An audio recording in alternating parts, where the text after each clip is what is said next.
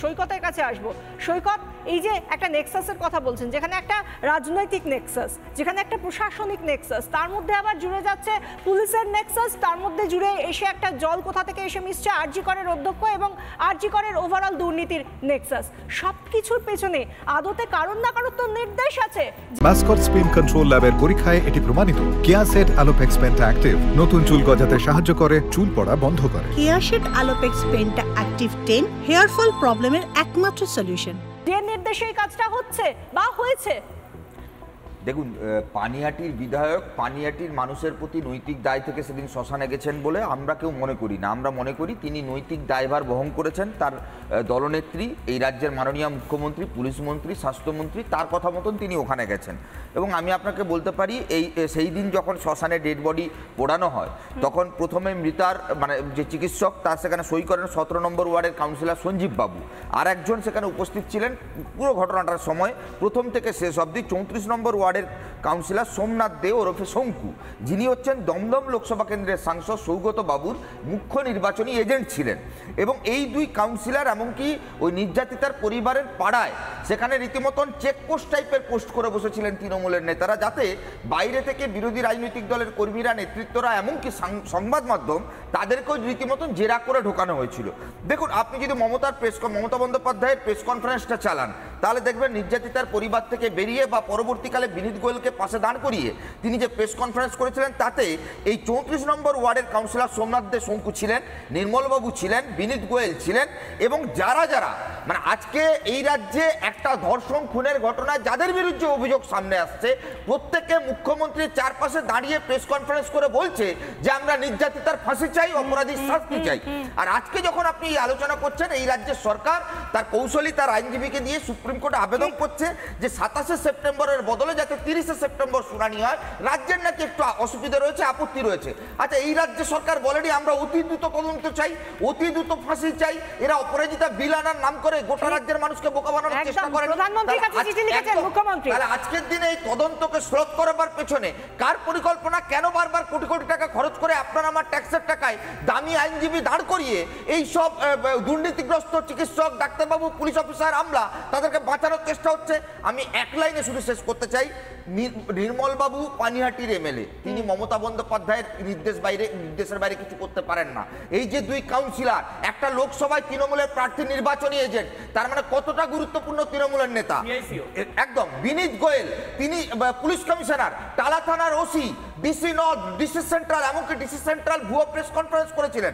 আমি বলছি, একটা রাজনৈতিক দল, আপনি দেখবেন এই রাজ্যে সবাই এই ধর্ষণ কাণ্ডের কিনারা চায়, শাস্তি চায়, কিন্তু একটা রাজনৈতিক দল, তাদের সঙ্গে যুক্ত ব্যক্তিরা, তাদের নির্বাচনে জয়লাভ বলে যারা আনন্দিত হয়, সে আমলা হতে পারে, সে পুলিশ অফিসার হতে পারে, সে বিধায়ক হতে পারে, সে কাউন্সিলর হতে পারে, সে পুলিশ মন্ত্রী হতে পারে, সে স্বাস্থ্যমন্ত্রী হতে পারে, কিংবা সে মুখ্যমন্ত্রী হতে পারে, তারাই একমাত্র বলছে যে একমাত্র সঞ্জয় অপরাধী, এর পেছনে আর কেউ নেই।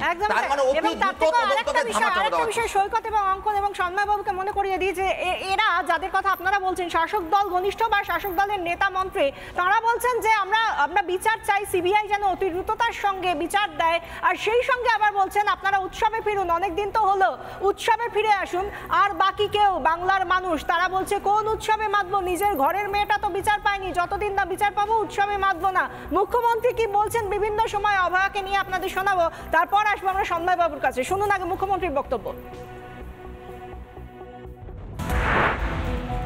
ঘটনা ঘটেছে কবে? শুক্রবার। আমি তখন ঝাড়গ্রামে ছিলাম। আপনাদের বুঝিয়ে বলি ব্যাপারটা।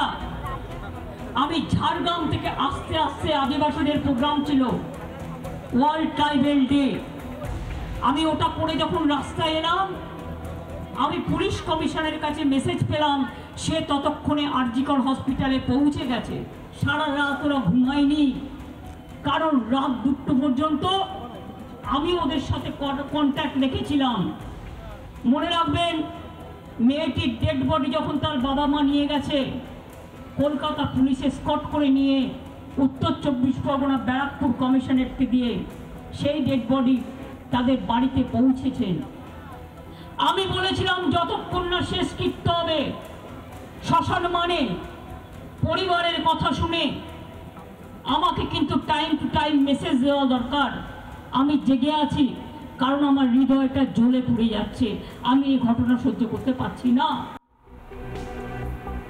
আমরা শুনলাম মুখ্যমন্ত্রী কি বলছিলেন। মুখ্যমন্ত্রী বিভিন্ন সময় এই অভয়াকে নিয়ে বিভিন্ন কথা বলেছেন, তার মধ্যে একটা বিষয়, এই 9 তারিখের বিষয় তিনি যতবারই মুখ খুলেছেন তিনি বলেছেন তিনি ঝাড়গ্রামে ছিলেন, কিন্তু সমস্ত ক্ষেত্রে তিনি নাকি ফোনে ফোনে সবার সঙ্গে যোগাযোগ করেছেন এবং যোগাযোগ রেখে গিয়েছেন। রাত 3টে অবধি তার দফতর, তার যারা পুলিশ কর্তা থেকে শুরু করে বিভিন্ন প্রশাসনিক প্রধান তারা নাকি ঘুমননি, তারা শুধু কাজ করে গিয়েছেন।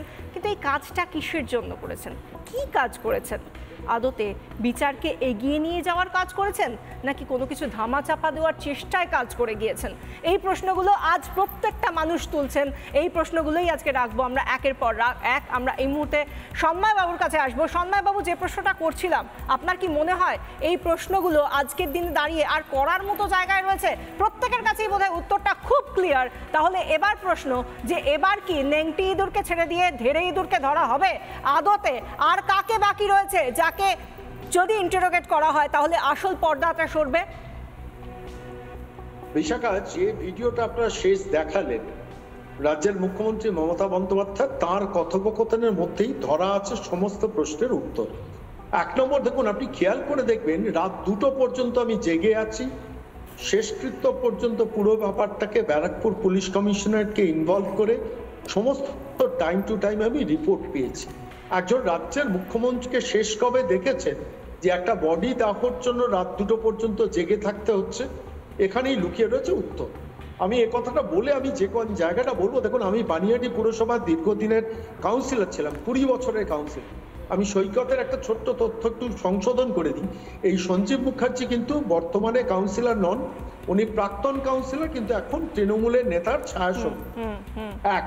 দ্বিতীয়ত হচ্ছে সেটা হচ্ছে সন্দীপ, এই পানিহাটির সন্দীপ ঘোষ হচ্ছেন পানিহাটির নির্মল ঘোষ, পানিহাটির বিরূপাক্ষ বিশ্বাস হচ্ছেন পানিহাটির সোমনাথ দে, আর পানিহাটির অভিক দে হচ্ছেন পানিহাটির সঞ্জীব মুখার্জি। এই অঙ্কটা মনে রাখলে কিন্তু পুরো বিষয়টাকে পরিষ্কার করে দেওয়া যাবে। এক। দ্বিতীয়ত আরেকটা খুব যুক্তিপূর্ণ কথা আপনাদের কাছে বলবো, যে দেখুন, খুব পরিষ্কার ভাবে বলি যে কনস্পিরেটর কে সেটা তো সিবিআই তদন্ত করছে, এরা হচ্ছেন অপারেটর। এই নির্মল ঘোষ, এই সোমনাথ দে, এই সঞ্জীব মুখার্জি, এরা কিন্তু অপারেটর। মমতা বন্দ্যোপাধ্যায় ঝাড়গ্রাম থেকে যা যা নির্দেশ দিয়ে গিয়েছিলেন সেইগুলোকে পরপর অপারেট করেছেন।